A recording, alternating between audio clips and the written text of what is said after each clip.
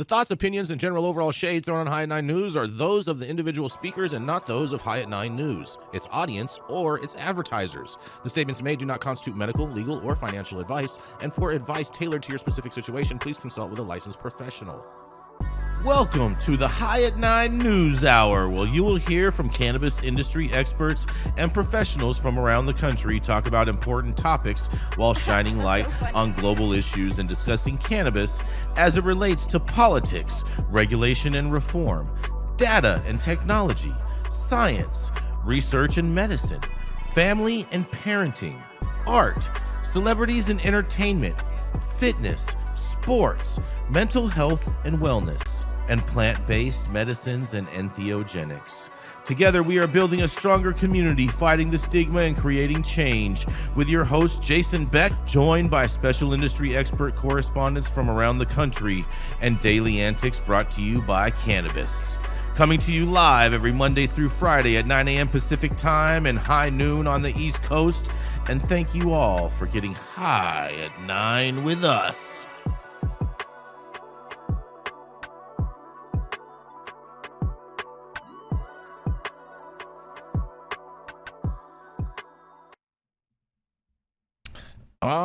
Yeah. Good morning, everybody. That's right. It is Wednesday, May 21st, and today is a National Juice Slush Day today, you guys. I can't think. Right. Yeah. Getting hot. Good time for it. Yeah, it's, summertime, you know what I'm saying? It's also National Memo Day today, you guys. Great day to get a memo. I've sent out a couple memos this morning. All right. And it's also National Strawberries and Cream Day today, you guys. Heavy whipping cream.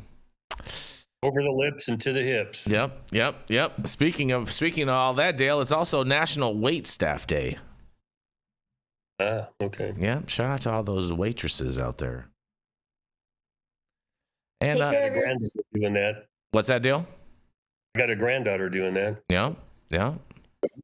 You had something to say, Shaun? I used to be a cocktail waitress and then bartender. Take care of your servers. Mm-hmm. They're here to take care of you, and if you can't afford to tip them, don't go out. Stay home. And it's also National Red Cross Founders Day. I don't receive notice of opposition to Senate Bill 546. Whoa, what is going on with that? Oh my gosh, I'm sorry, y'all. It's withdrawn from the okay. counter and returned committee on local Easy there, Shaun. It's National Red Cross Founders Day today. And I'm not sure why the founders of Red Cross, with the amount of money they make, they need a national day or whatnot. But, it seems kind of a little ironic to me. But nonetheless, it's also Emergency Medical Services for Children's Day. And I think that's far more important. Thoughts? Okay. All right. Fair enough. Anyways, thank you all for joining us and getting high at 9 with us. It's also high noon on the East Coast. And please remember to like, share, and subscribe to us on all social media platforms. You can look up above and down below to see exactly where we live on the internet. And we are live every Monday through Friday on YouTube, Rumble, Twitch, X, Instagram, Facebook, Kick, as well as on our very own website at www.highat9news.com. So welcome to everyone joining us from any one of those platforms, you guys. And we are going to kick it off with Miss Jenny Beth Dills, who is apparently off camera today, but nonetheless, it's going to be okay. She's the founder of Kind Cannabis and a Justice Served, a 501c3 that helps justice impaired individuals get their lives back on track. That's right, it is none other than Miss Jenny Beth Dills. Yay. Thank you, Jason. Yes, I am, but I'm still here. Mm-hmm. All right. So Jason brought me the story. It's actually a really good one. Of course it is. I gave it to you. I mean, man. All right. So the DEA is sending mixed messages on marijuana policy, blaming legal states for aiding cartels, while also acknowledging that prohibition states are fueling demand for illegal cannabis. In its newly released 2025 National Drug Threat Assessment, the agency claims that foreign cartels are hiding in plain sight, operating under business registrations in states where marijuana is legal, while trafficking product across state lines into prohibition states. The DEA says Asian crime syndicates are exploiting gaps in plant count limits, licensing rules, and oversight systems. At the same time, the report concedes that the illegal cannabis market is largely driven by demand in states where marijuana remains criminalized, a point long argued by legalization advocates who say a regulated system undercuts illegal operations.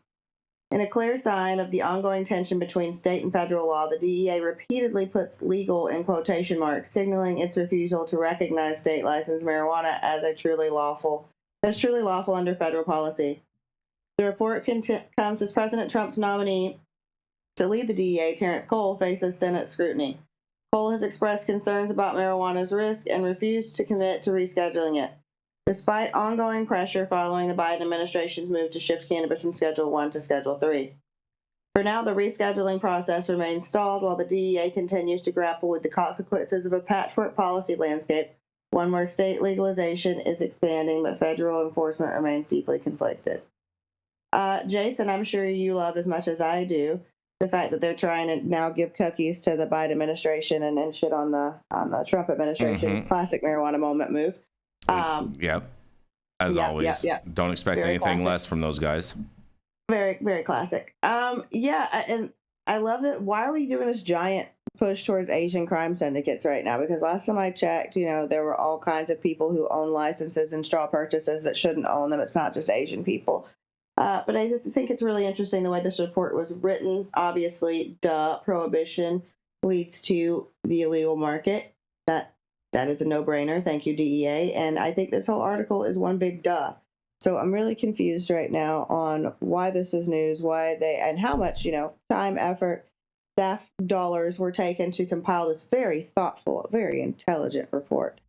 I'll throw it back to you guys, though. This is ignorant to me.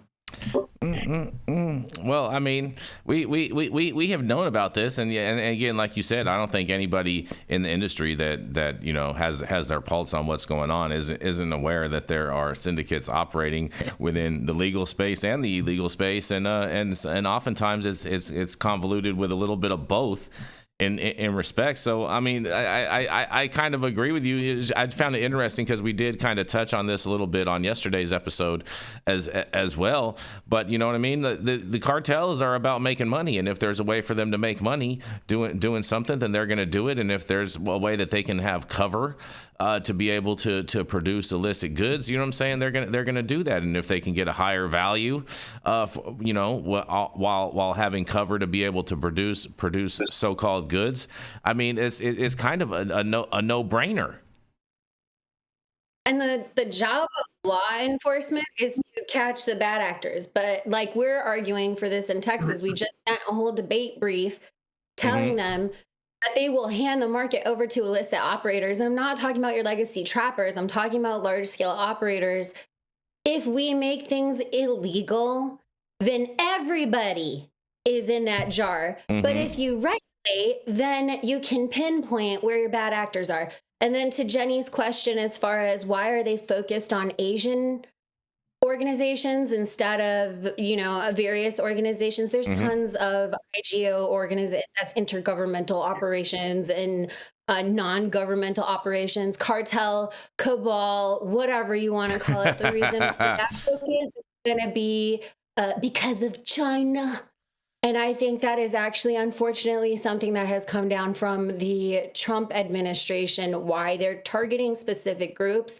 Really? And Really? It's not. You don't think it was because Eric Swalwell was sleeping with Ting Ting and Dianne Feinstein had a Chinese operative as her chief of staff?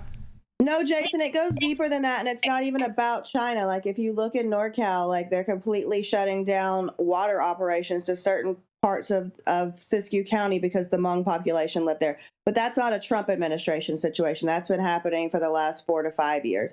So it's not anything new. I'm annoyed that they focused on that instead of, there's plenty of other cartels and illegal groups that are throwing things out, but I don't think that that's a fair to say that it's a Trump administration initiative. Go ahead, Shaun. I don't care if it's Trump or Biden. I just want to finish the thought because I just want to give you the info. I don't care if it was Trump or Biden. They're the same to me because I worked for the government and I understand. I've worked through multiple administrations, and I am telling you, the farmland that's being secured by certain nationals, certain countries, en masse is a trigger point and a talking point specifically for enforcement agencies, whether you're talking about Homeland, DEA, or anything else. Why they specifically target these groups, it has everything to do with racialized policies. Yes, there are certain instances of bad actors, but we have these actors that are like, we have actors in New York from Russian states. We have actors like, if you got the briefs, you would understand we have bad actors everywhere, and they are actively trying to infiltrate the United States. However, it is not such a massive issue that we need to design policy around it. Why do we focus on it? So we can further divide and conquer. It's about divide and conquer. And I understand there are Hmong populations or other minority groups that are being affected by this, but I'm telling you, you asked why the big statement, that's why the big statement. And then how does it trickle down to affect small operators? Because you get thrown in the mix. They don't care which Asian you are, you're Asian. Just like they don't care which Latino you are, you're Latino. Just like they don't care about any of it. If you're an outlier, you're an outlier, and they're coming for you. That's all I had to say. What do you guys say, Dale? Well, the government has fucked this up royally since 1937, and they continue to, have their head up their ass. It's real simple. When you prohibit something, you make it precious, okay? Which makes it worth going out and risking getting caught doing it. And cannabis is not all that difficult to do and not get caught. Mm-hmm. That's the problem they have, because the bigger problem is fentanyl, or opioids, or methamphetamine. The cops all know this, but they want to keep this one illegal, so they drag out the hobgoblins every once in a while. It could be Russian, it could be some Latino group, some cartel, it could be the Hmong. It doesn't really, we've got Chinese people out here in Sacramento growing this shit in every house to get their hands on. Mm-hmm. It's because of the way you approach trying to control a substance that let's call it a vice substance, if you will. That's what they call alcohol. I mean, okay, it's something that gets you high, and the society wants to try to keep their hands around it. When you make it illegal and prohibit it, you start a dynamic that if you've got too many people violating the prohibitions, you can't enforce it. And that's been going on repeatedly since the federal government made cannabis illegal in 1937, and they don't seem to want to pay attention to this. It's like, it's not a good talking point for anybody in the government, so they don't want to talk about this. But the way to stop this is to stop prohibiting it and green light it for people with some controls, get them out of the black market. And then if it's not prohibited, it's not precious. If it's not precious, you can't make money off it. You can't make money off, they're going to find something else they can make money on. And this will be more like bootleg alcohol. We could get it to go that direction, but no, we keep it like fentanyl and heroin and meth. And the average person knows it's not meth, it's not even alcohol, so stop it. But, this sort of delusion just keeps going on. Mm-hmm. So I don't give credit to any administration. All of them, DNR, have fucked this up royally. Mm-hmm. Okay? All of them. So I don't want anybody waving some flag of victory here. They all have mud on their hands about this, and the current paradigm is not working. So let's be insane. Let's just keep doing the same thing, expecting a different result. Not going to happen. Exactly. I'm with you, Dale. There's, the more things change, the more things stay the same. And I think that's kind of the moral of this story. And on that, we're going to roll into our first commercial, and we are going to be right back.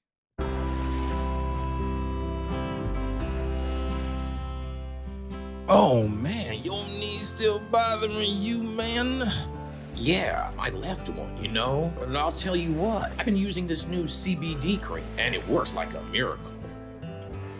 CBDs? I done heard about them CBDs. I was out there on them Twitters the other day, and I heard they get you high as a kite. Well, not this stuff. This stuff is tested. Every batch, all the way through, pharmaceutical grade. And in a GMP certified facility, so you're not going to have to worry about flying high. GMP certified? I might have to try some of this out.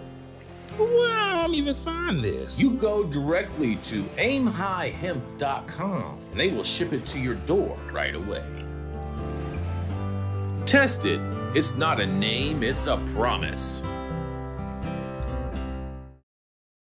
Technology's hard not to love. I get it. This. Oh, yes, and we are back, you guys. Man, oh, man. I'm going to roll into my first story today because a decade after marijuana legalization, is it time for Nevada casinos to revisit the hands-off policy, you guys? Well, 10 years after Nevada voters legalized adult-use marijuana in 2016, the state's casino industry is grappling with whether to ease its strict anti-cannabis stance.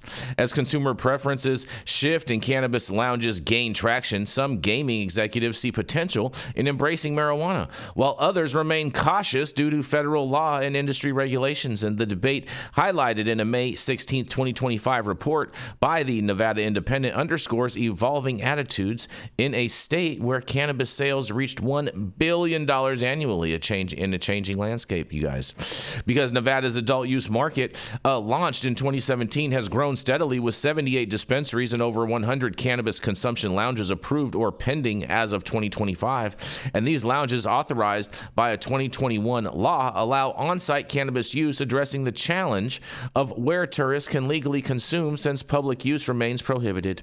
The first lounge, Smoke and Mirrors, opened in Las Vegas in 2023, and others like Thrive Cannabis Marketplace, planned venue near the Strip, aim to offer upscale experiences with live music and food, you guys. Consumer demand is clear because a 2022 Nevada Cannabis Association survey found 90% of cannabis users want lounges, and a 2023 Nevada Resort Association poll showed 61% of Las Vegas visitors support on-site casino consumption.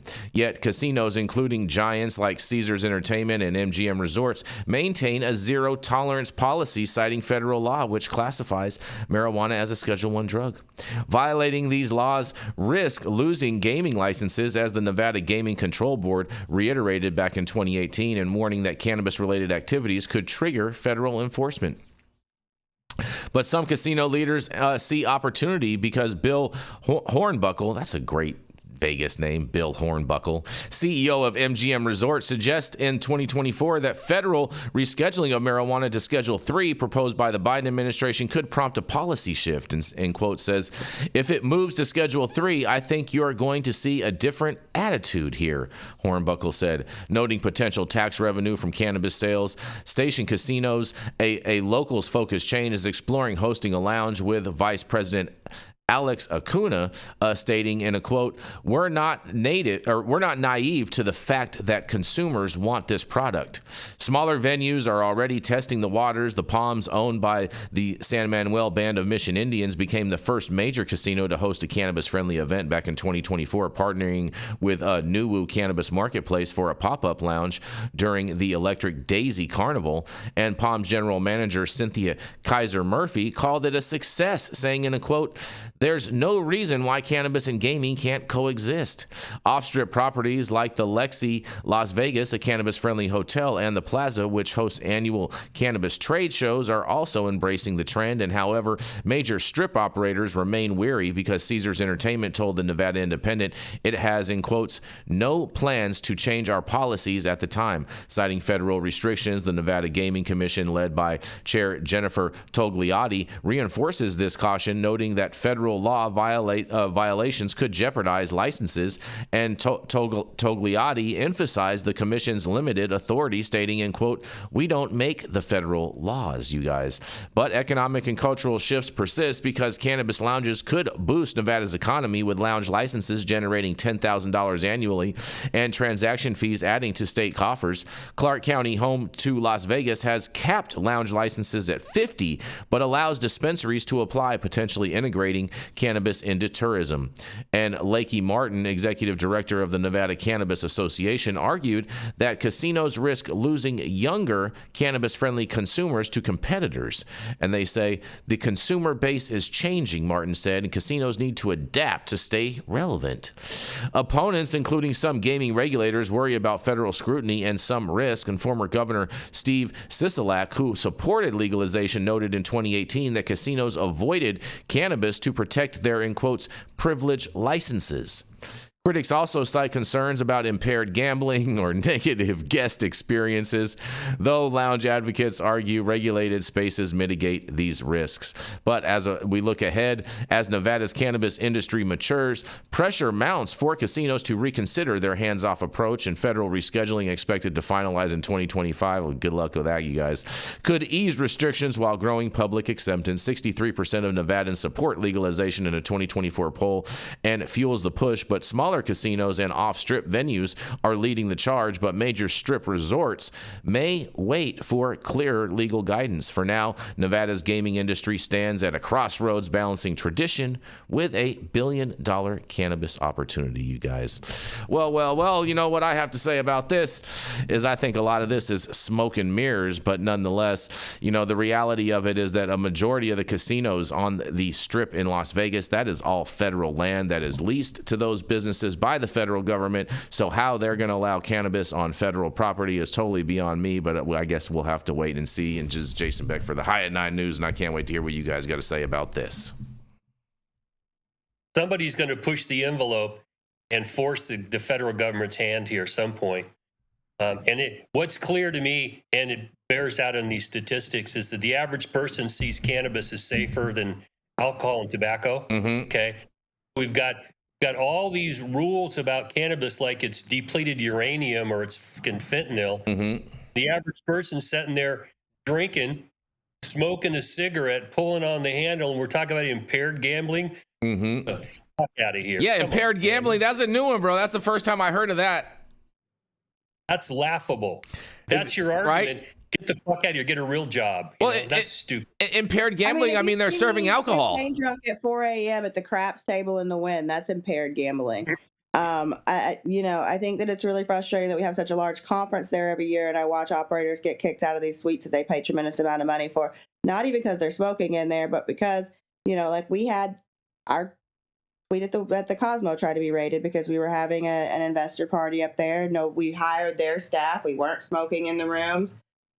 We were using their alcohol, had their bartenders, and they tried to come in. Thank God I am smart enough to be like, no, you're not going in. We have a lease for this week, and here's our general counsel if you have a fucking problem with it.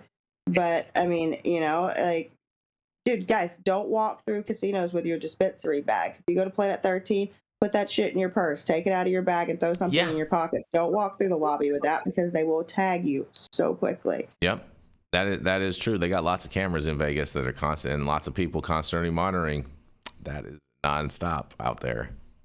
Well, but the hypocrisy is so thick you can cut it with a knife. And I think the average person out there is shaking their head.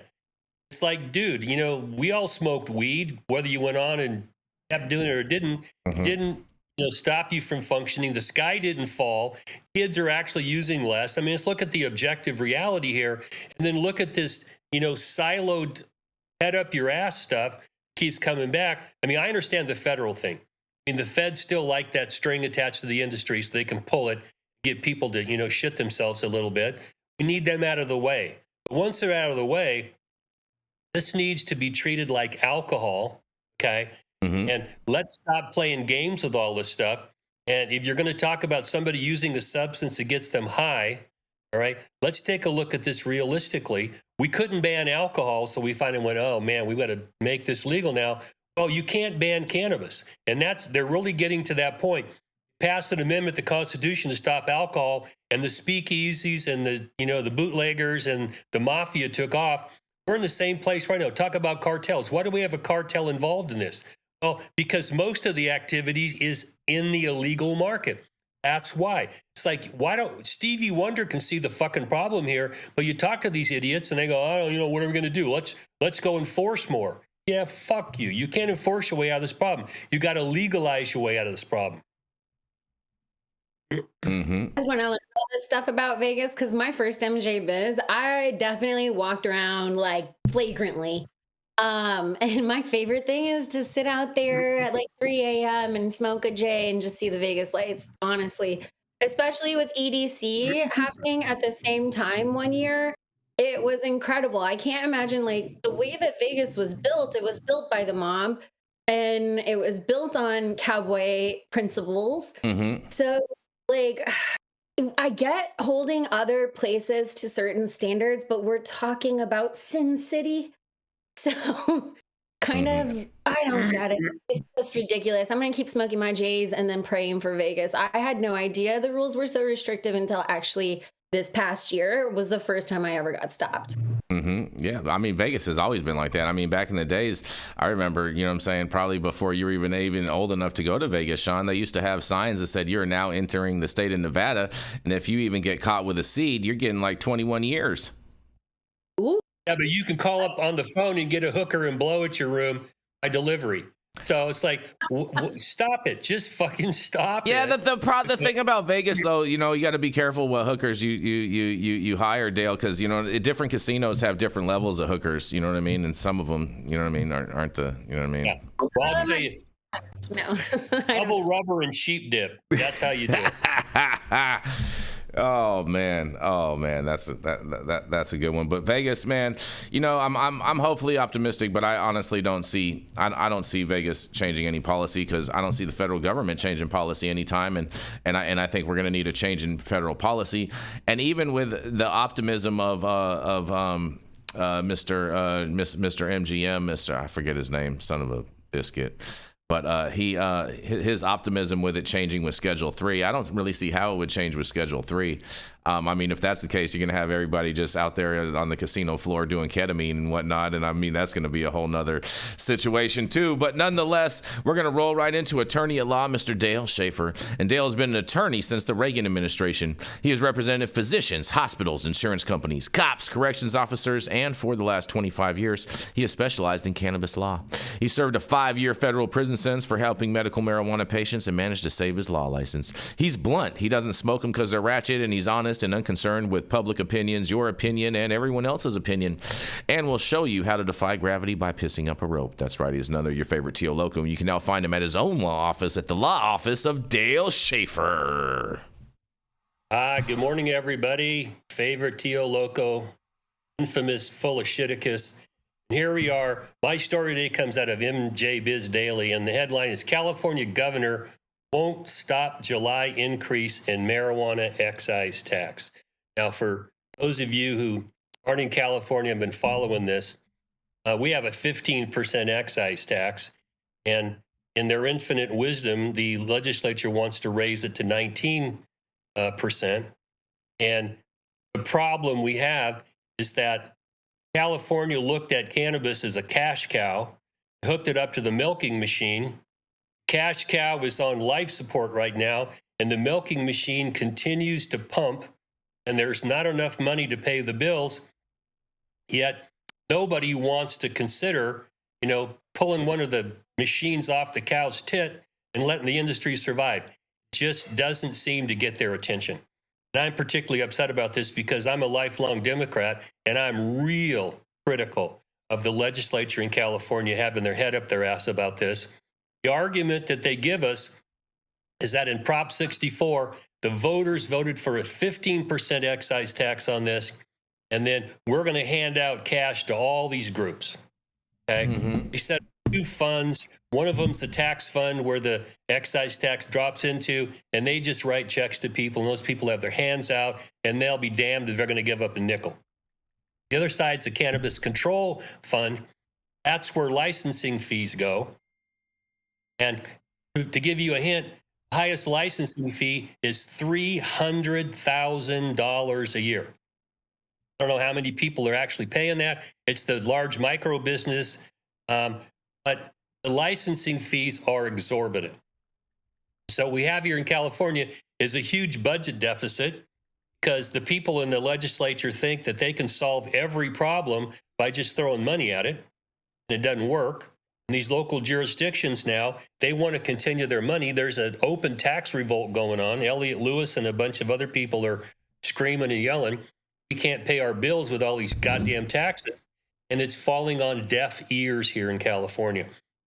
We have a budget deficit, and Newsom refuses to say he'll veto this, okay?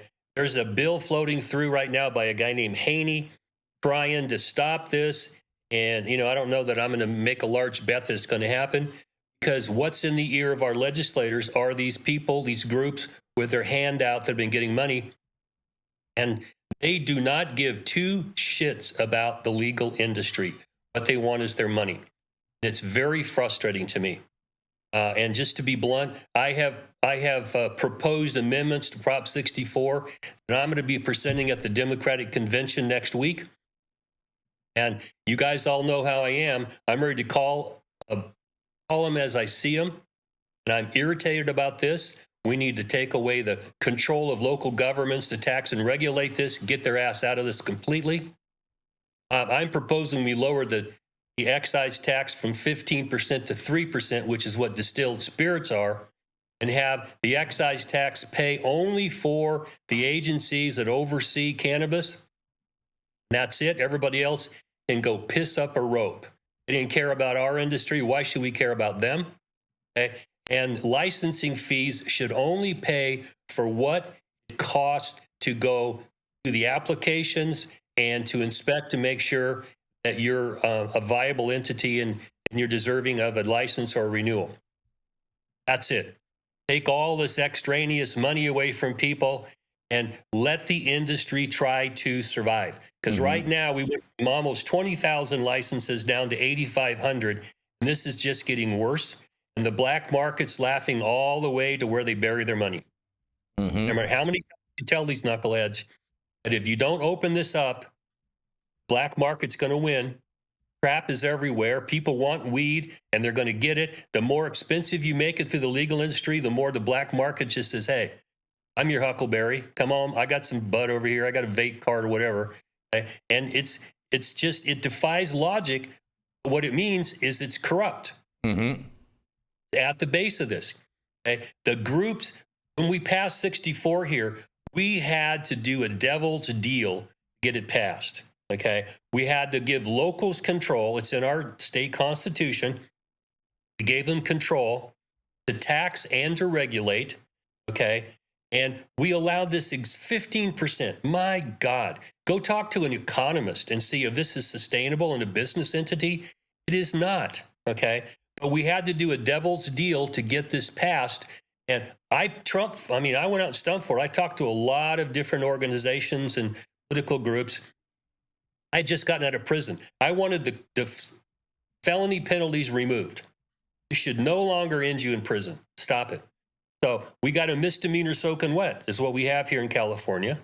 Law enforcement didn't like it, but that was it. A lot of cannabis activity is now legal in California.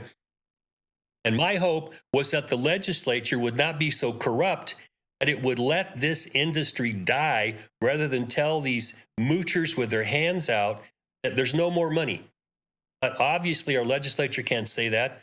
Governor, who's running for president, I don't give a shit what comes out of his mouth. He wants to be a president. So he's tacking towards the center. So he's trying to get, more people to love him, whatever that's supposed to mean. This is not about law and order. This is about getting your head out of your ass and looking at the objective reality and common sense. And California is going to screw this pooch one more time. I don't even know what to say. I don't have a whole lot of hope. My goal is to get an initiative on the ballot and fuck them all. We're going to go around the legislature and let the people see this and pull their pants down for what they're actually doing here. They would rather see an industry die and promote the black market than to give up a nickel of their precious. It's like Gollum hanging on to his goddamn ring. Let go. Okay. So I'm a little heated because I'm pissed off. I've seen so many of my clients and friends lose everything they work for because you cannot pay what you have to pay now in taxes, locally and statewide, and now they want to bump it up more. It's like, go talk to someone in an economics course, Economics 101. This is not how you get an industry up, which tells me they don't care if they get an industry up and operating. They just want money. Going to kill the industry. I don't have any faith that Newsom or the legislature is going to do this. But hey, here's the story. I'm going to throw it back at you. What do you guys have to say? Man, Dale, this is not good news. This is not good news today, Dale.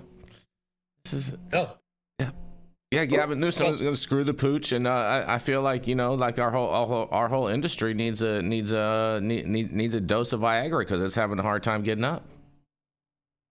Well, there needs to be a reality reset. California, like Colorado, is now a mature cannabis market. Mm-hmm. Been around for a minute, okay? We Mhm. saw the sky didn't fall. Okay, we didn't have carnage on the freeway from people driving after smoking weed. Teenagers actually use it less than in my era. Okay, I think that's a win-win. And the average voter in California, I mean, by over 60% now, recognizes that cannabis is safer personally and in a public health and safety sense than alcohol. Okay, so it needs to be treated more like alcohol. That's what I'm pushing. Let's treat it like alcohol, not let kids buy it. Still make it illegal to do some things, okay? But allow adults, this is the libertarian streak in me, allow an adult to do what the fuck they want to do with their own body. Get out of the way. Mm-hmm. Yeah, I think, and on that adult note, we have got to do something about Gavin Newsom and his nationwide PR, because I don't think, how I became aware of all of his failings is because of the work I've done in cannabis. I don't think the rest of the nation is aware. We use him as an example in Texas of exactly what not to do and the kind of legislation we don't want to have. We got to do better about getting the word out. I've seen some of Elliot's posts from Catalyst and other folks, and it's heartbreaking to watch you guys go through these experiences, because watching it from where we are, like in Texas at the beginning, trying to structure our policy, and then seeing how much they fucked you guys over, I honestly, I don't have any words for it. It's heartbreaking. I think a reality test is something that is essential for legislators when they're making laws. It's something that you do in mediation as you go through. We draft all the points together between the parties, and then we gut check reality test every single one, because we want to keep people out of litigation, out of these situations. I understand that we're talking about how they make laws, but we need to refine this process. We've been relying on the same old process for how we make laws in the United States, and I think it's time for a massive overhaul. I'm so sorry, California. They're robbing you. And I totally support this whole tax revolt, because I'm a big believer in no taxation without representation, and we definitely aren't getting the representation, but we are getting a lot of over taxation and weed for the people on that one. You have anything you want to say on this, Jenny, before we go to commercial? Thanks, Gavin. We're already fucked, but yeah, let's make it harder. Why not? Make it harder. Make it harder. You hear that? They're calling to make it harder, Dale. That's what they're calling for.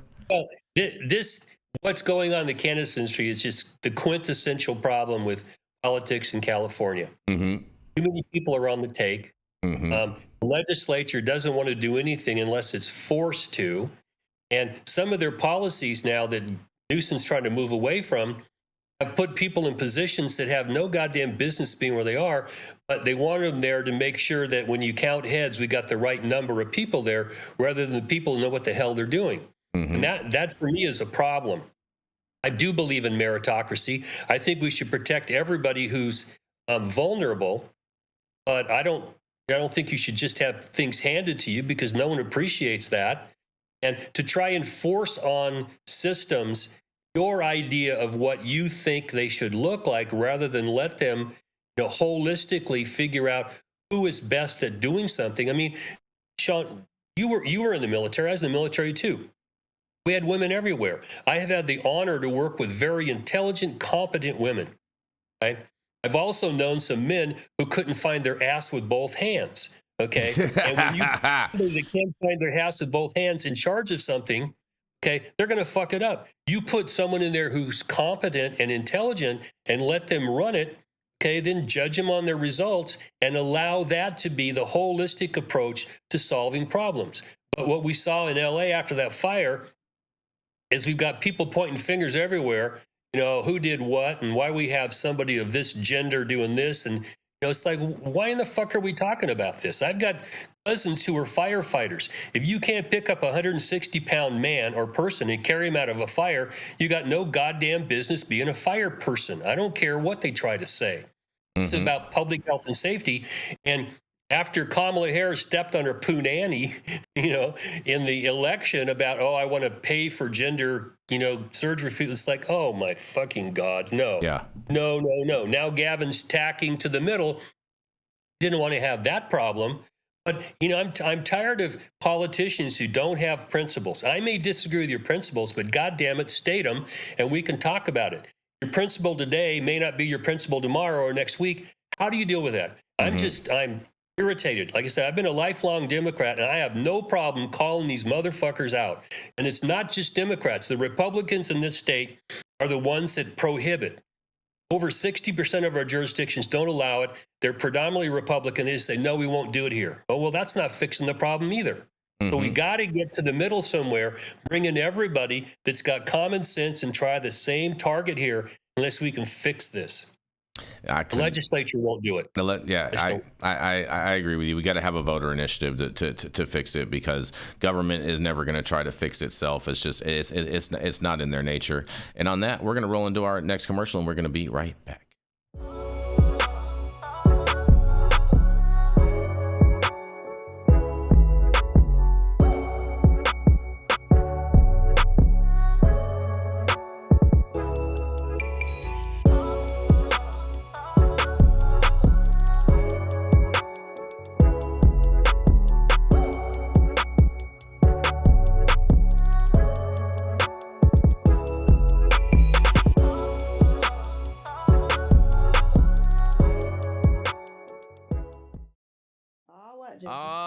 Yeah, and we are back, you guys. Stop whatever you're doing. Make sure you smash that like button. I know we'll appreciate it.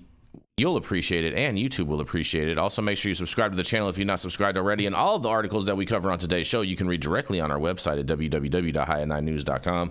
Make sure that you also check out all of our sponsors listed in the description below in this video, and use the link below to order yourself a case of Liberal Tears sent directly to your door. Patriot Peach. It's amazing flavor, tastes great. 150 milligrams of caffeine in each can, and no sugar, and also no liberals were harmed in the making of Liberal Tears, but a lot of them did cry a lot, you guys. And on that, we're going to roll into our next commercial, and we're going to be right back. I just ordered the summertime strawberry salad when added steak on top here at Anna's. Make sure you do the same thing too next time you're in downtown Long Beach. Come on down and check out Anna's joint on the 400 block of Pine Street. They have amazing selection of beers, foods, and when you come down here to Anna's, you can even challenge me to a game of shuffleboard if you want to lose.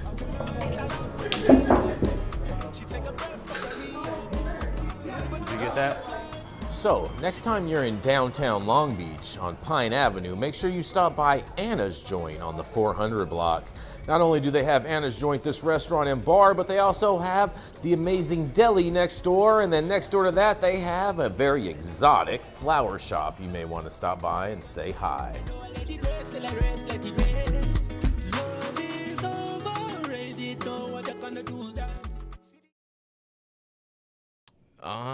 Yes, and we are back, and we are going to roll right into Miss Shaun Salvaje. She's a veteran. She's a mediator. She does some little journalism out there and a whole bunch of streaming as well, and yesterday was National Streaming Day. That's right. Coming out of the great state of Texas, it is none other than Miss Shaun Salvaje. Pow, pow, pow. All right, Texas. Well, and the rest of the nation. I'm sorry, y'all. I'm just hyper-focused right now. My story is coming out of KXAN today. Yes, it is on the legislative hearings that are currently in session. And in the background, I do have the House going right now. We'll get into the article from KXAN. The Texas House has delayed a vote on hemp ban with exceptions for THC drinks. This headline is a little bit outdated, and I'm going to give you the inside scoop, but let's go through it.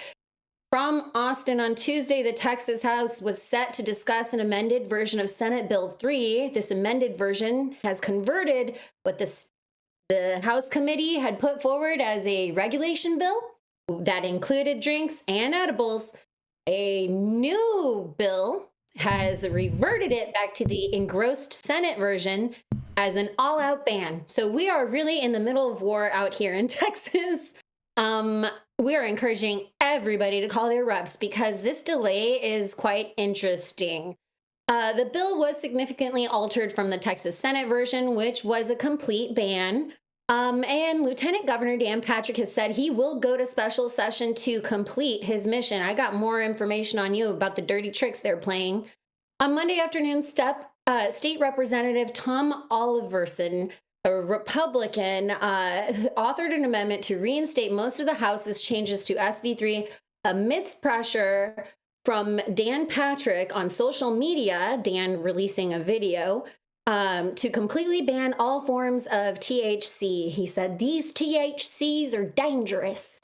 The Representative Oliverson quoted, himself as an anesthesiologist, and he's a physician.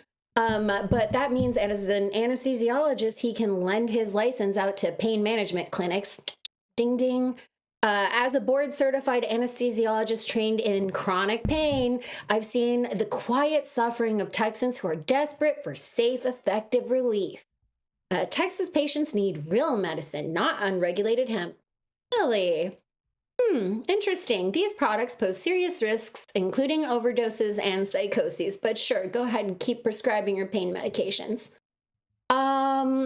At the SB3 hearing was scheduled to be heard yesterday. It was postponed till 6 p.m. At around 5 o'clock, Representative Ken King, who actually expanded the bill to be a regulation bill, and he is the Republican out of the panhandle, they announced that they would be delaying it. We've been listening this morning, and they haven't talked about it. They're doing all the fluffy bills, all the easy stuff. What happened yesterday was pretty interesting. They started off really nice and polite, and then by the end of it, they were fighting. People were introducing amendments and arguments completely unrelated to bills on the docket. So I expect that the hemp bill debate will be intense. Behind the scenes, here's what we've heard. I'm going to give you the quick replay so that way you guys can dive into giving your opinions, sharing advice. But here's what we're hearing behind the scenes. There are a few partner advocates and stakeholder organizations that have sent amendment packages, including my lobbying agency, the Public Group. We've sent amendment packages for SB3 with a list of amendments that does not outright legalize cannabis, although I wish I could do that. I can't offer that right now. Remember, I'm supposed to come from the middle as a mediator. But it does help to protect small mom and pops hemp operators. A number of organizations have signed on to this, and we've made it publicly available because we believe in full public transparency. Why are we saying that? Because the medical operators have refused to participate in this conversation at all, including regarding their own medical expansion. They are happy to let all of us die on the vine while they sit and wait with their operations in other states so they can make their money and try to capture Texas as regulatory capture, meaning they don't actually care about the patients. So I really don't want to hear it from Dr. Oliverson. The other thing that we're hearing is that apparently Lieutenant Governor Dan Patrick is holding HB 2, which is related to public school funding. Yeah, you heard that right. So they passed the voucher bill to give wealthy families a discount on private school paid for by Texans and our taxpaying dollars, but they're holding hostage our public school funds to get the hemp ban. Are you fucking serious? That's all I have to say. That shows you where their real priorities are.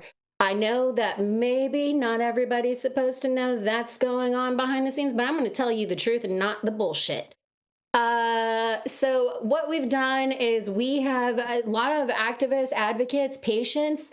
They are blowing up the lines. And I do believe that this delay was scheduled because Texas is really showing up for this fight. We are giving them hell, trying to protect our free and open hemp market, which is our cannabis industry. And will be, as long as we don't allow them to write ridiculous regulations, we will continue to have one of the strongest markets in the country. Hopefully we can get to full spectrum legally, not just through THCA, as soon as possible. But it means it's going to be a real fight because they're willing to put your public school funds on the line to coerce cooperation. Call your representatives, stay tapped in, stay tuned in, And keep following those organizations who are publicly showing up. I want a special shout out to the Minority Cannabis Business Association, Ground Game Texas, the Texas Cannabis Collective, and American Weed Co. Yes, American Weed Co. is out of California, but they have been behind the scenes trying to help Texans. I bet y'all didn't know they're so y'all just stay in this. Don't give up. Keep calling. We're giving them hell. And no matter the result, we've already started to write amendments to expand medical to include cottage licensing. I know that's typically done for adult use, but we figure why the hell not? We're going to ask them to do it for Texas and the medical expansion program. Otherwise, they are definitely trying to pass HB 46 as a regulatory capture bill. And we're doing our damnedest to stop that, help mom and pops transition into a legal market. So that way the 8,000 operators who own retail locations here in Texas are not put out of business. Opening the floor to comments, guys. This is happening live now. So if you want to watch the broadcast and the debate, please go to the Texas, just Google Texas Legislature live broadcast and you'll be able to see it. Click 89th Legislature. You'll be able to hear the nonsense for yourself. Stay tuned with the Texas Hemp Business Council and other partner agencies. They will be providing the most up-to-date updates because while I'm bringing you a news story from KXAN, I got to tell you the press that's out there right now is being largely driven by Lieutenant Governor Dan Patrick. They are intentionally putting out bad press and releasing information on specific cases. Like yesterday, they made sure one made a headline of a 2-year-old who overdosed on THC products due to negligent parent. Yes, while that does happen, it is not common, but they are going to try to use everything they can to get rid of us. So y'all need to stay in this fight and we need to combat nonsense with logic and reason. I'm at a loss for words. We're just still in this, Texas. I'm going to toss it back to you guys. Man, cottage. Is that like a small craft grow? Is that what they're referring to when they say cottage? Yeah, so what we proposed is micro business licensure on the medical side as well as on the hemp side. And then we also proposed home grow and we also proposed caregivers. We pulled models from Maine, from Michigan, although I understand Michigan's medical program has significantly changed, and other states, including the more conservative states, because a good number of them actually allow home grow, even though they're conservative. So we are trying our best to eliminate nonsense and get real policy change in there. Mm-hmm. What do you think about this, Dale? This is, Well, multiple things. California's fucked up for different reasons than Texas is fucked up over cannabis, but they're both fucked up over cannabis. Okay. There's a reality on the ground the government just doesn't want to pay attention to. People want to use cannabis to feel good. Okay? You can call that a medical effect if you want. I am sick and tired of listening to these pussy-ass doctors, okay, trying to tell us about cannabis when they don't know shit. Okay? They don't even want to write prescriptions for legitimate pain patients to get pain medicine because of what the Sacklers did. No one wants to talk about that nonsense. And they want to compare this to the worst of the drugs out there, which it's not comparable to. And, I'm not going to rat too many people out, but I've seen some kids get a hold of cannabis, and when you get done smacking the parents for being idiots and leaving it around, you give the kid a lollipop and put them to bed. They're going to be just fine.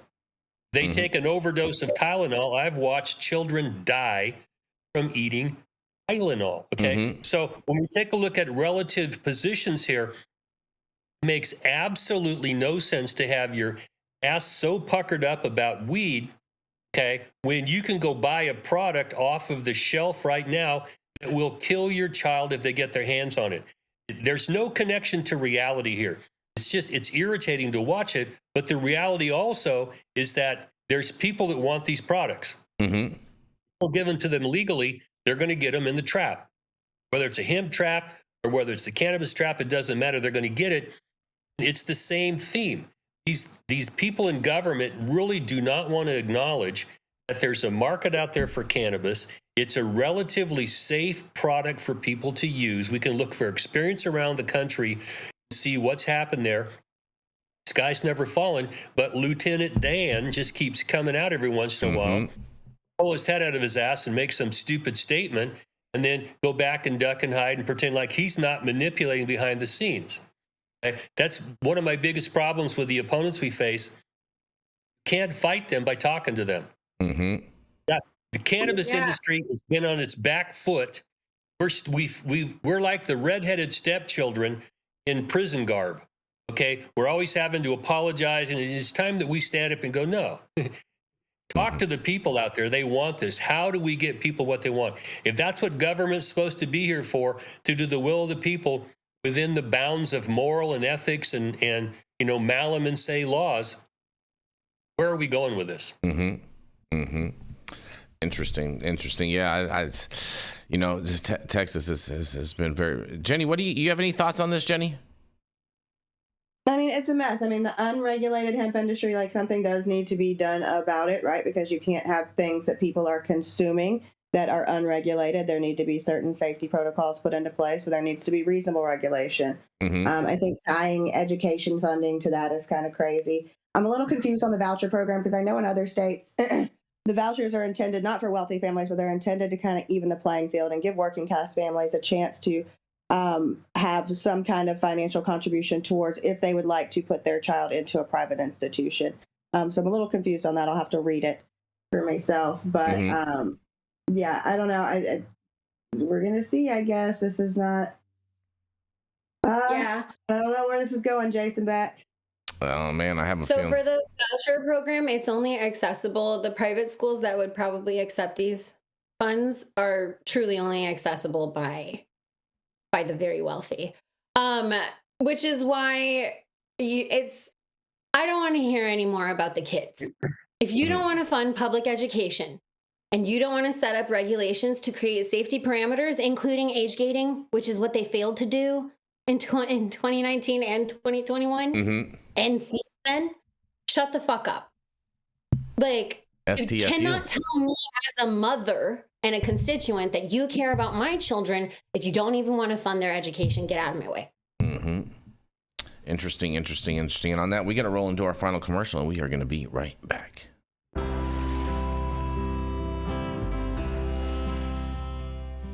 Oh man, your knees still bothering you, man? Yeah, I left one, But I'll tell you what, I've been using this new CBD cream, and it works like a miracle. CBDs? I done heard about them CBDs. I was out there on them Twitters the other day, and I heard they get you high as a kite. Well, not this stuff.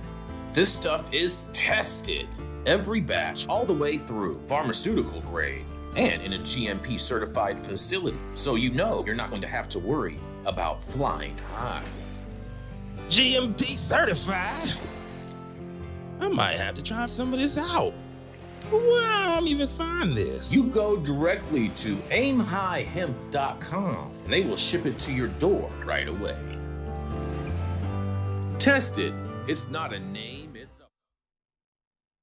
I like to be the punch bowl. Right, and we are back. I'm gonna roll into our final two stories, and I can't wait to hear what Jenny has to say about this, and of course you, Dale, because a federal judge strikes down Oregon's voter-approved cannabis union law. You guys, a federal judge has struck down Oregon's voter-approved Measure 119, ruling that it violates the U.S. Constitution and federal labor law.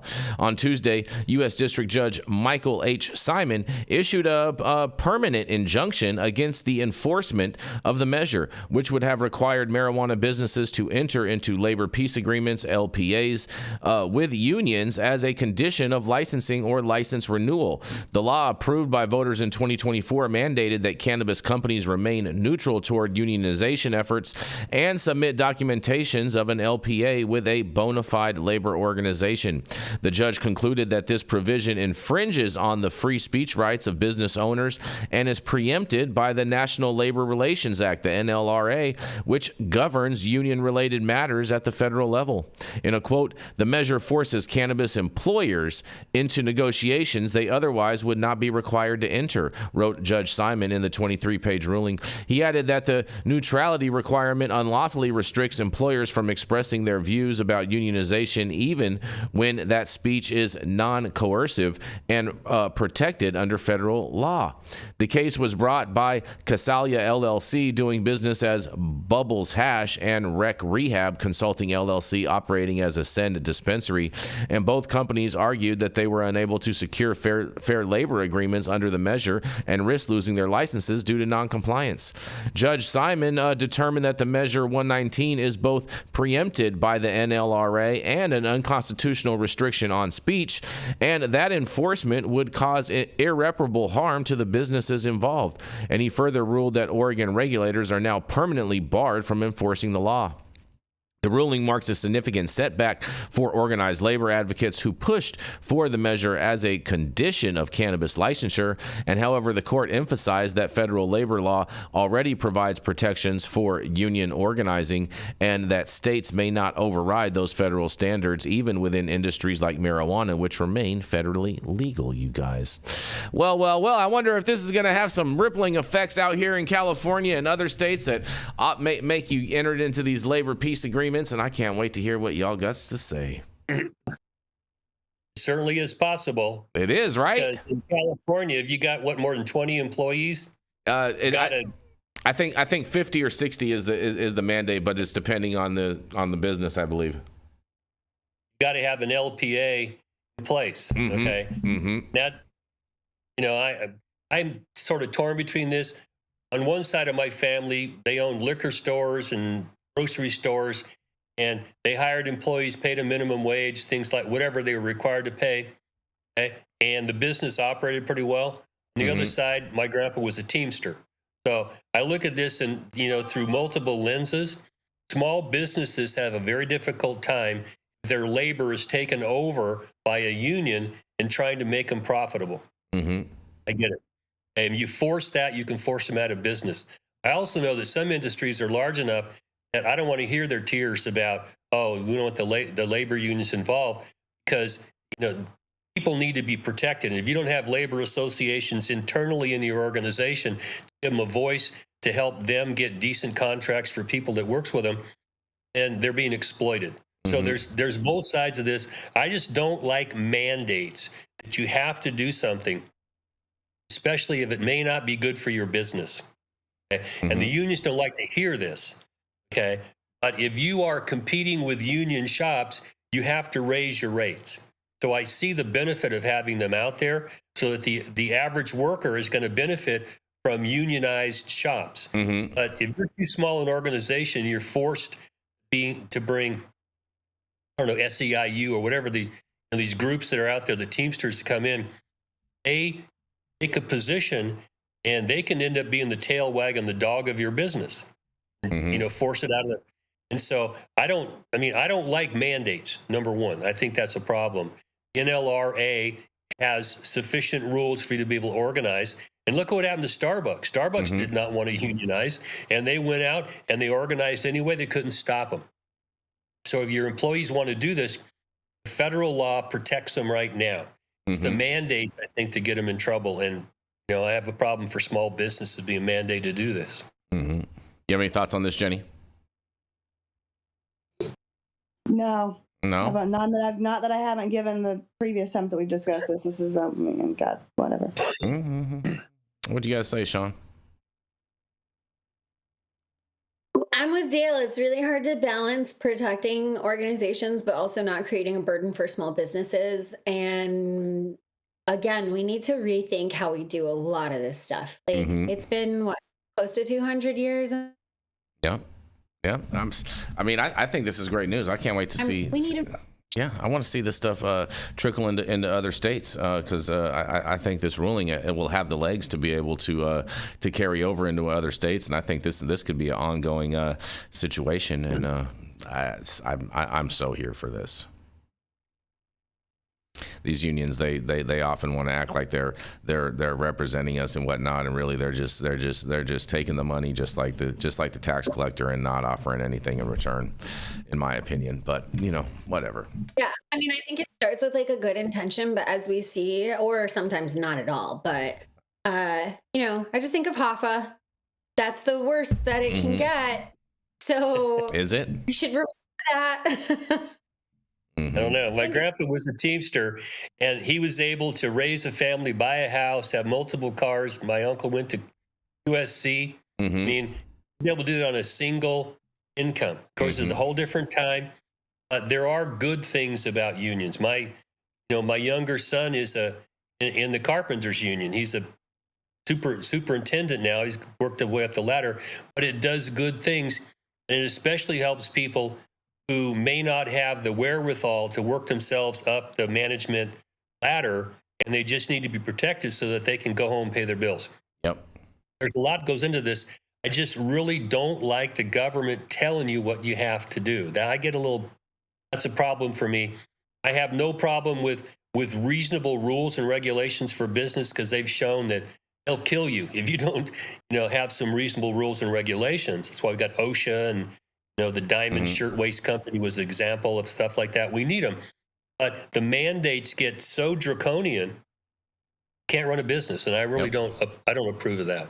I'm with you, Dale, and we're gonna roll into the final story of the day, you guys, and Shaun, this is for you because this is coming out of the great state of Texas. You know what I mean? I think you're gonna love this, or you probably won't love it actually, because it's probably people will say it's bad news, but we'll see. Denton's never enforced marijuana decriminalization ordinance is likely on its way out, you guys. That's right. The city council is likely to repeal Denton's low-level marijuana decriminalization ordinance on Tuesday, which has never been enforced since more than 32,000 voters passed it back in 2022 in the city's largest ever turnout for a municipal election. The ordinance, known as Prohibition B, sought to prevent the use of city funds for cannabis testing, end citations for misdemeanor amounts of cannabis under 4 ounces, and only permitted citations or arrests for Class A and B misdemeanor possession of marijuana when they are part of a felony narcotics case or a violent felony. The ordinance also prevented citations for drug paraphernalia in lieu of cannabis possession charges and prohibited police from using cannabis odor as probable cause for search and seizure. In a quote, the city manager has consistently and publicly stated that the city has not and would not enforce Chapter 21, Article 5, the marijuana ordinance, and city manager Sarah Hensley wrote in an agenda information sheet that was posted on Friday that, in a quote, says, furthermore, the city council, city manager, and Denton Police Department have never adopted a policy or practice to not fully enforce marijuana laws, they say, end quote. In the memo, Hensley cited recent movements in Attorney General Ken Paxton's lawsuit over marijuana ordinances in Dallas, Denton, and 4 other Texas cities as the reason for recommending that a council majority repeal the voter-approved ordinance. And District 2 council member Brian Beck, no relation to me, just for the record, called staff's recommendation to repeal a Denton voter-approved ordinance, in quote, wrong-headed and a troubling act of submission in the face of political pressure, in a post on his council member Facebook page on Saturday. In a quote, nearly 73% of Denton voters approved this policy at the ballot box, Beck wrote, and in an additional quote, it passed in every district but 2. That wasn't symbolic, it was self-governance in action. Denton is a home rule city, and when our residents speak that clearly our duty is to represent them, not retreat from them, he says. Over the weekend, Decriminalize Denton, the local grassroots organization behind Proposition B, issued a call to action on social media for people to meet in front of City Hall at 6 p.m. Tuesday, shortly before the council meeting, and share their support of an ordinance that they argue saves lives. Decriminalize Denton submitted the petition in May of 2022 that led Proposition B's appearance on the November 2022 ballot, and it was part of a statewide movement by Ground Game Texas, an Austin-based policy advocacy group that saw similar ordinances passed in Austin, Dallas, San Marcos, and other cities. In a news release on Sunday, decriminalized Denton spokesperson Deb Armator said that neither Hensley nor 3 police chiefs who have served under her have ever enforced the voter-approved ordinance, nor has the council held them accountable for not doing so. Armator, who is a former council member, also decried the lack of warning or community engagement. In a quote, now in May of 2025, the same unelected city administrator is citing the groundless lawsuit by Texas Attorney General Ken Paxton as reason to repeal the ordinance altogether. Armator wrote in the release an additional quote, the city of Dallas, whose own successful cannabis decriminalization initiative ordinance was modeled after Denton's, hasn't caved to Paxton's bullying, and neither should Denton.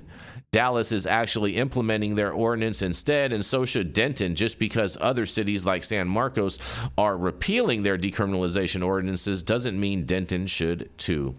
And in a quote, Decrim Denton urges council to fulfill their duty to their constituents and vote no on the repeal.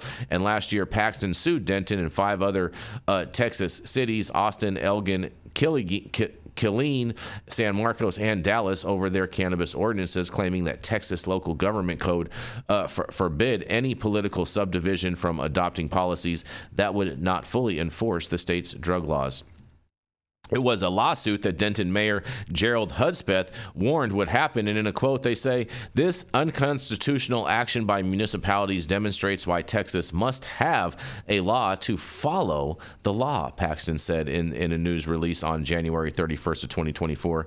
An additional quote, it's quite simple. The legislature passes every law after a full debate on the issues, and we don't allow cities the ability to create anarchy by picking up and choosing the laws they enforce. According to state law, possession of between 2 and 4 ounces of marijuana in a Class A misdemeanor, while possession of less than 2 ounces in a Class B misdemeanor, and possession of drug paraphernalia is a Class C misdemeanor, but there is no provision prohibiting possession of drug residue. Although Paxton recently received a temporary injunction by the courts, the merits of the case haven't been argued at trials in Austin or San Marcos, and according to April court documents, the 15th Court Appeals wrote, in a quote, they say, we remand the case to the trial court for proceedings consistent with this opinion, and to enter a temporary injunction prohibiting the enforcement of the ordinance pending a final trial on the merits. In her memo to the council, Hensley said, the 15th Court of Appeals had held in April that the ordinances in San Marcos and Austin were preempted or prevented by Section 370.003 of the Texas Local Government Code, that council members in those cities acted ultra vires or exceeded the limits of their authorities by adopting the ordinances, and that the state was entitled to a temporary injunction prohibiting the enforcement of the ordinances.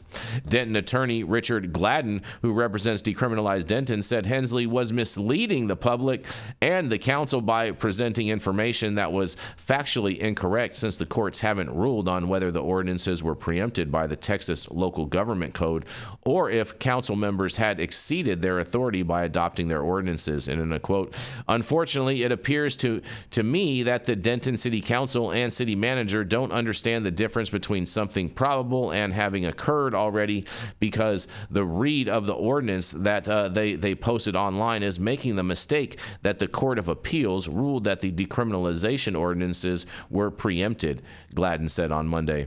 And if you carefully read those decisions, it's abundantly clear to lawyers that no such ruling was made in San Marcos or the city of Austin cases. And Gladden stressed that the appellate court's rulings related to the temporary injunction sought by the state, obviously, in a quote, obviously, if they sent it back to trial, they haven't decided on the merits, Gladden added, and otherwise there would be no reason to have a trial, he says. In a late May afternoon email, Dustin Sternbeck, the city's chief communication officer, wrote that the court in San Marcos held in plain terms that, in quotes, the ordinance is preempted because it erects multiple barriers that prevent the city of San Marcos and its police officers from fully enforcing the state's drug laws. In an additional quote, that means that the 15th Court of Appeals, the same court that already has evaluated Denton's objections to discovery, Sternbeck wrote, and that will consider Denton's similar legal defenses if and when Denton's case is appealed, has already found that functionally the same ordinance is preempted by state law, you guys. Man, oh man, oh man, Texas. All these people trying to go against the will of the people. This is just not, I feel, in Texas form. But, I just can't wait to hear what you guys have to say. This is not good for Texas and not good for the voters. And it's like, what's the point of even voting and having an election if the city council isn't going to enact what the voters want? It's crazy. It's not America. That is exactly the intention. It's to get you to stop voting, Texas. Because what we saw in these campaigns were voters who previously did not show up at the polls because they had been highly discouraged in other elections, including our state elections. They showed up. And that scares them, that the people are now exercising their right to speak. One thing that Texas has really leaned on is banking on the fact that they can tell you something's outlawed and they can scare you with our penal system, which is insane, so that you comply. I think Texas has had about enough. We make our laws this way. This is how our state was founded. It should change. I think we should introduce ballot initiatives into our voting process. We don't have that. That's why we do it like this. This court is demonstrating, I think it's right. They're absolutely folding to coercion. They're being influenced from behind the scenes. They're being threatened with a lack of career progress and a lot of resistance from Ken Paxton and Dan Patrick. And they're doing it in a way where I think if they keep doing this, they're actually going to piss off Texas and they're going to have a bigger problem on their hands, because I don't think folks are going to forget this when it comes to elections. Yep. And I can tell you, Victoria Goodwin has already announced she'll be running for lieutenant governor and she'll have my vote, because I am so sick of this bullshit.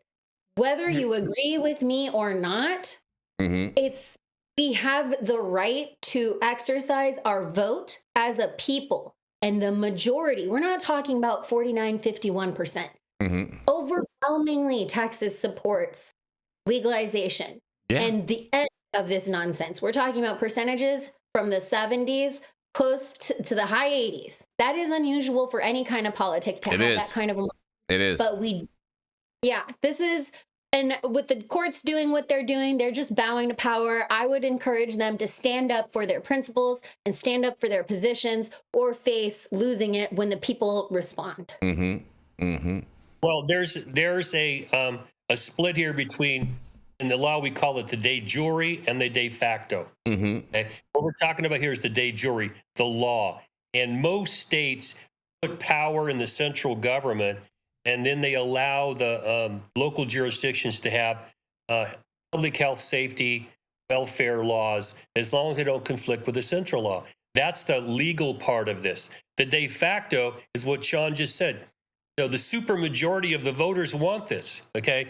And if you're in a city where 60, 70% say, hey, we don't want the cops arresting you for weed, they're not going to arrest you for weed for too long before the people kick out the city council members or the supervisors, or whatever, and they fire the police chief and say, we're telling you, go after real criminals, leave these folks alone.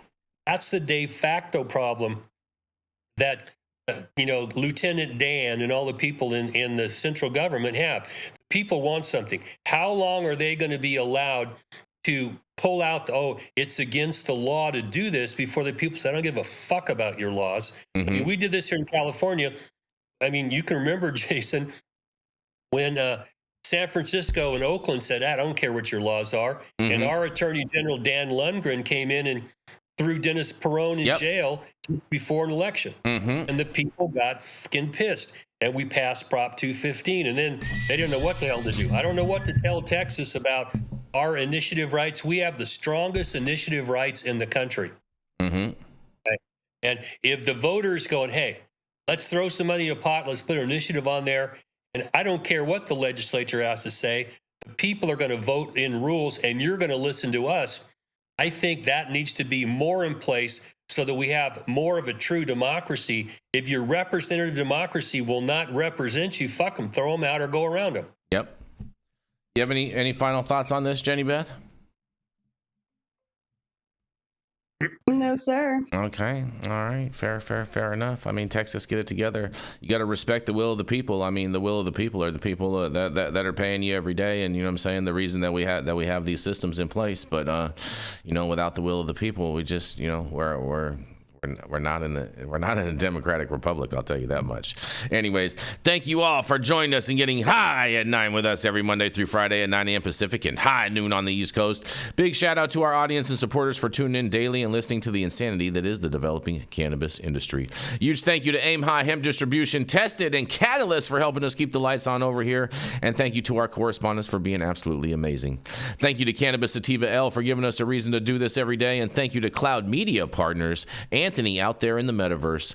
And thank you all for tuning in and getting high at 9 with us. We are America's #1 daily cannabis news show. And we're off, you guys.